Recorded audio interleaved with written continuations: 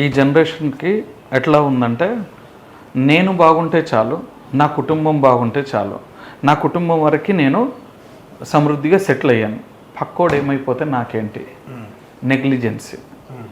ఇప్పుడున్న పరిస్థితుల్లో social service and సామాజిక బాధ్యత చాలా అవసరం.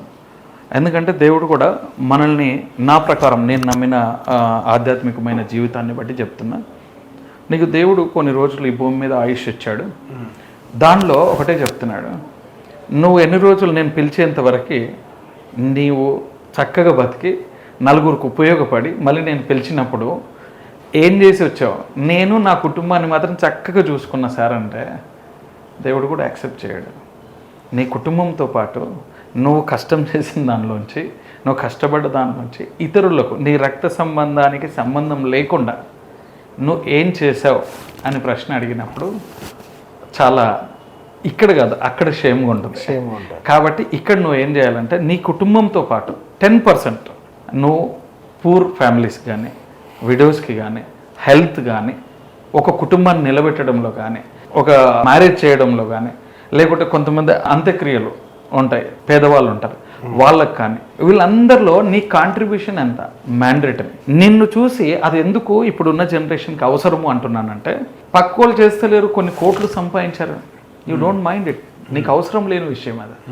నువ్వు చేయి, నిన్ను చూసి వాళ్ళు చేస్తారు, నిన్ను చూసి నీ ఫ్రెండ్స్ చేస్తారు, మిమ్మల్ని చూసి ఇంకొంతమంది చేస్తారు. దానివలన నీకు మంచి పేరు బ్రతుకున్నప్పుడు, నీ కుటుంబానికి మంచి పేరు, నీ ఊరికి మంచి పేరు, నీ వార్డుకి మంచి పేరు, నీ దేశానికే పనికొస్తుంది.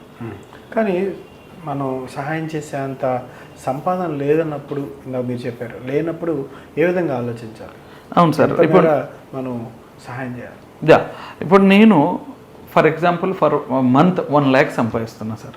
1 lakhలో 10,000 పెట్టమంటే ఇబ్బంది పడవచ్చు, నీ కమిట్మెంట్ 20,000 పెట్టమంటే కమిట్మెంట్ ఉండొచ్చు.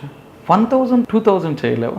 1% నాది కాదనుకో, నాకు 99 వస్తుంది అనుకో, 98 వస్తుంది అనుకో, అది వర్డ్ నీ మైండ్లో నువ్వు ఫిక్స్ అయి ఉన్నావు అనుకో, అది ఎప్పుడు రావాలి, మనస్ఫూర్తిగా నేను చెయ్యాలి అని చెప్పేసి నువ్వు మైండ్లో ఫిక్స్ అయితే నువ్వు ఆటోమేటిక్గా 98 99నే క్యాలిక్యులేట్ చేస్తావు. ఓకే, అంతవరకే అంతే కదా. మనం మానసికంగా ఫిక్స్ అవ్వడం అంటే చేయగలం, చేయలేవు. అవును, ఈ రెండు ఎంతవరకు ప్రభావం చూపిస్తాయి అంటారు? 100% చూపిస్తాయండి. బికాజ్ కొన్ని ఫ్యామిలీస్ సపోర్ట్ చేయొచ్చు, కొన్ని ఫ్యామిలీస్ చేయకపోవచ్చు, కొంతమంది ఫ్రెండ్స్ డిస్కరేజ్ చేయొచ్చు. ఇవన్నీ నేను ఇందాకే చెప్పాను, విను, ఏం చేయాలో అది మాత్రమే చెయ్యి, నువ్వు ఫిక్స్గా ముందు నువ్వు ఏం చేయాలన్నది.